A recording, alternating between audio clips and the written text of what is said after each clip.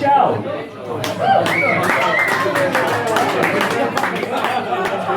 Thanks for having me. This is my first spoken word open mic ever, so I'm not used to holding a microphone and such things.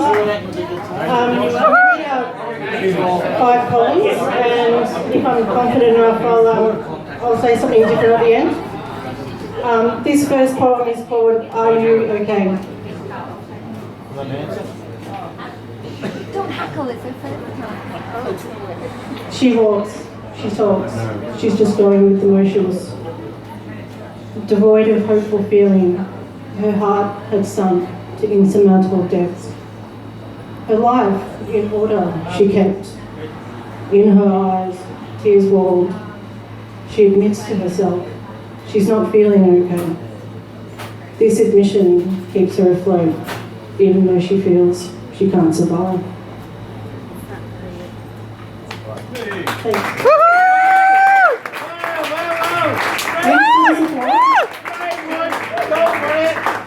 This next poem I wrote a few years ago to go with an artwork. I did a chalk painting and exhibited at ArcVic, which is Anxiety Victoria Resource Centre. And I just wanted some words to go with the painting. It's called Light at the End. Sometimes we cannot see the light, the end never in sight. Darkness emphasises the beauty of life. Joy lined with ever-present sadness, reminder of where we once were, and the burgeoning weight emerges as strength, resilience, renewing our passion.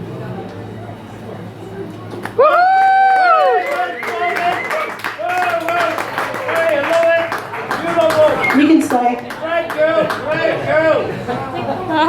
Yeah, beautiful, man. This feeling with you, I don't want to let go. This feeling with you, I feel safe to keep hold. Because with you, I can't imagine and know.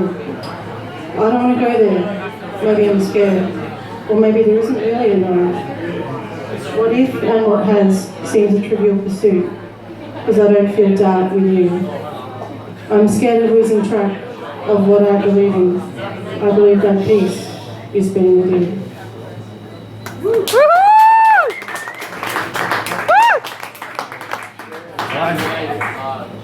Kicked once, kicked twice, I close up, retracting my shell. You gave me a reason to come out, a safe place to feel vulnerable, believe in myself again. We don't always know the solution, we don't have to know. We just have to believe that we will see the light, breathe in fresh air, and feel love again, love for ourselves. That's where it's all about.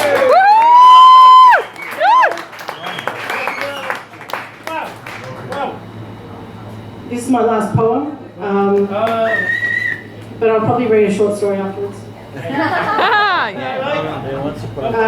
Title of this poem is called Vote Yes, and if you're an Australian resident, I hope you vote yes if you haven't already. I want you to feel excited and liberated with the innocence with which you were born. I want you to give, knowing you're always loved. I want you to embrace, knowing you're always accepted. I want you to rest, knowing that the world supports you. I want you to feel the purity of your soul. The world needs your passion.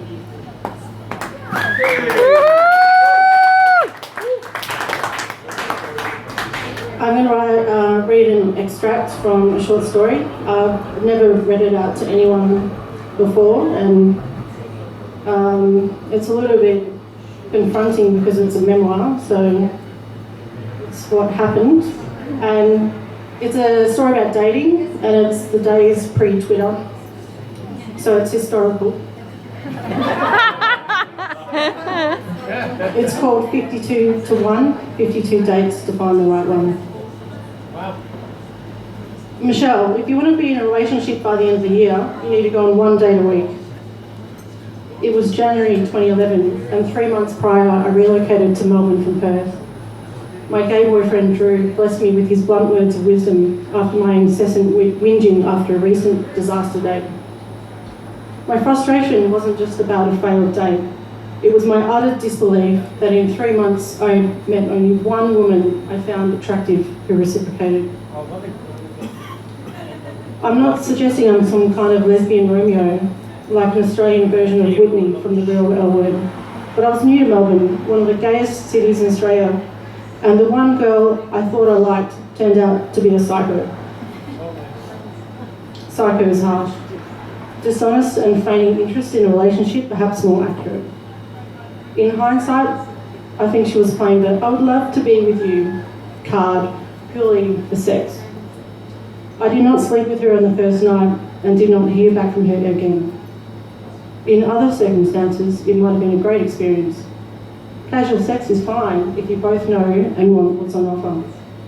I refuse to believe that my dating experience would be limited to girls like her. Drew was consoling me with his perspective of reality. The way things were progressing, if I really wanted to be in a relationship, I had to date one new girl a week. The prospect was startling. One date a week? Was he serious? That's easy for a gay guy to say. He could probably reach his 52 quota clubbing and at saunas within a week. But to be fair, would that eventuate in a committed relationship? How about one date a fortnight? I was trying to negotiate. No, it has to be one date a week. I was feeling at a loss. I liked the idea of trying a different tact, but the challenge would be phenomenal. If Drew gave me his advice living in Perth, I would not have given it a second thought. I was out in the Perth gay scene for 9 years. I could go to the only gay pub every weekend for 6 months without even glancing at a hot lesbian who was new to my world, let alone date. I assumed that 52 dates meant 52 girls I considered potential girlfriends.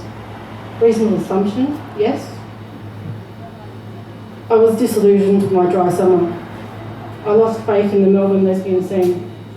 I welcomed Drew's idea, but concluded that 52 hot dates is too challenging. He reassured me that friend dates would count just as much as romantic potentials. I also believed the popular theory that it could be better to meet a partner through friends. I was happy for Cupid to return the favour and show face in my proposed 52 dates. I'll give it a go, I said with reservation. I was turning a corner. I stopped dwelling on my handicapped rosemans and started thinking objectively about logistics. I had a new strategy. How would I execute it? I thought about my options. Surely I could muster a few dates and make a start. Now easy with the friend date clause. The first avenue that came to mind, perhaps the biggest selection pool and somewhat socially revered, the internet. Even though some say everyone goes online to meet, it still feels second rate. Why should it be so hard to meet someone that we have to trawl through a database and in return sugarcoat a picture of ourselves? But I knew that the internet would prove very useful for this exercise. Many of my relationships in Perth were a result of internet, girlfriends and friends.